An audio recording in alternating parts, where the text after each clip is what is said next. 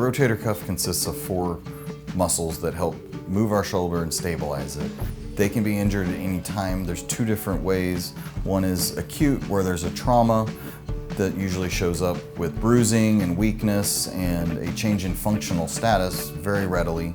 And those are symptoms and signs to be evaluated in a more expedited manner. The other more common way a rotator cuff muscle or tendon can be injured is the quote wear and tear kind of injuries. These happen over time.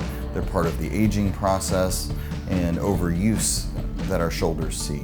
This starts with some gentle and very simple signs such as aching, discomfort. Sometimes it takes longer to recover from a workout or sporting event such as tennis or pickleball. Then it progresses on to some weakness, usually some night pain or trouble sleeping. Sometimes our shoulder can make pops and creaks that cause discomfort. And those are all signs that the rotator cuff has some type of injury to it, whether that be inflammation, a partial tear, or a full tear. But they're all signs that our body's telling us something's going on with our shoulder.